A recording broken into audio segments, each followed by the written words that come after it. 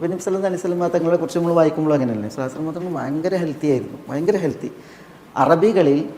അറബികളിൽ ഭയങ്കര ഒരു മല്ലനുണ്ടായിരുന്നു. മല്ലൻ എന്ന് പറഞ്ഞാൽ ഒരറബിക്കും തള്ളിയിടാൻ കഴിയാത്ത രീതിയിൽ റുഖാന ഇബ്നു അബ്ദു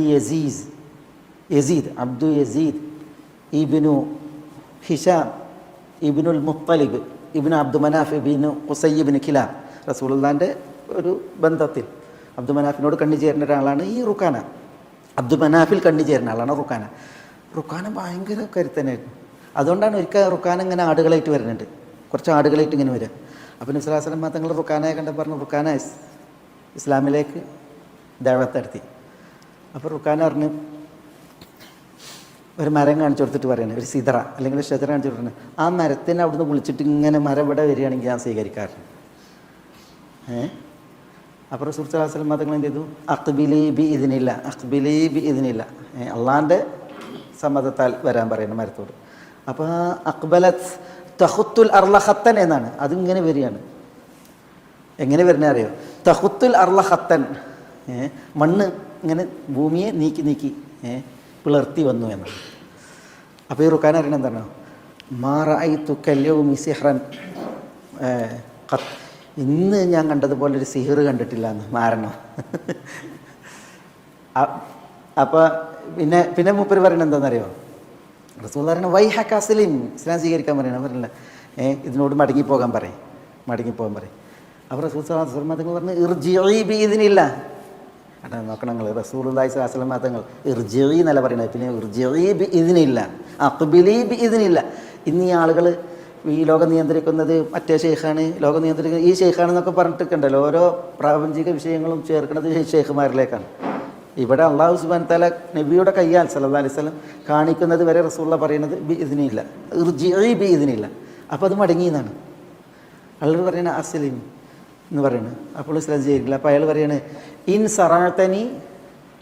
സറഅതനി അസ്ലം തുബിക്, നമുക്ക് മത്സരം നടത്താം, ഗുസ്തി നടത്താം, എന്നിട്ട് തള്ളിയിടുകയാണെങ്കിൽ ഞാൻ ഇസ്ലാം സ്വീകരിക്കും എന്ന് പറയുന്നത്.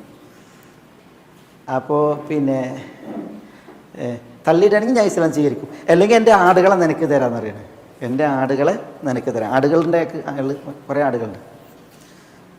അപ്പോൾ റസൂൽ സല്ലല്ലാഹു അലൈഹി വസല്ലം തങ്ങൾ ഫസറഅഹു, അയാളോട് ഗുസ്തി ഇട്ട് മല്ലിട്ട് ഞൊടിയുടെ നേരം റസൂൽ തള്ളിയിട്ട് മൂപ്പരെ തള്ളിയിട്ട്. അത് അറബികളുടെ ഇടയിൽ അതൊരു വലിയ വിഷയമാണത്. അയാളെ ആരെങ്കിലും തള്ളിയിട്ടെന്ന് പറഞ്ഞാൽ പെട്ടെന്ന് തള്ളിയിട്ട്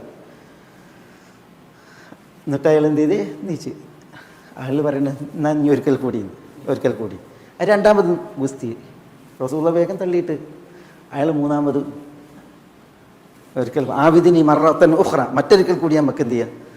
അപ്പോൾ റസൂല മൂന്നാമതും ഗുസ്തി എടുത്ത് തള്ളിയിട്ട്. അപ്പോൾ ഇനി അയാളോട് തന്നെ അസ്ലി മൂപ്പർ കൂട്ടാക്കിയില്ല. അവർ റസൂൽ എന്നാ വ്യവസ്ഥ പ്രകാരം ആടിനെ തരണം. അപ്പോൾ ഉടനെ മൂപ്പർ ചോദിക്കാണ് മാതാത്ത കൊല്ലി ഖുറൈശ്, ആടിനെ തന്നിട്ടുണ്ടെങ്കിൽ ഖുറൈശികളോട് ചെന്നിട്ട് എന്താ പറയുക ചോദിച്ചത് അയാൾക്ക്. കാരണം അയാൾക്ക്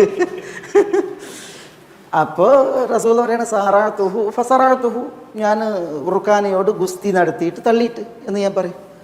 അപ്പോൾ അയാൾ പറയണേ ഫദഹ്തനി അഖ്സൈതനി, ഖുറൈശികളോട് ചെന്നിട്ട് ഞാൻ മൂപ്പര് വീഴ്ത്തി എന്ന് പറഞ്ഞിട്ടുണ്ടെങ്കിൽ എന്നെ മാനം കെടുത്തണത്, എന്നെ അപമാനിതനാക്കുകയാണ്.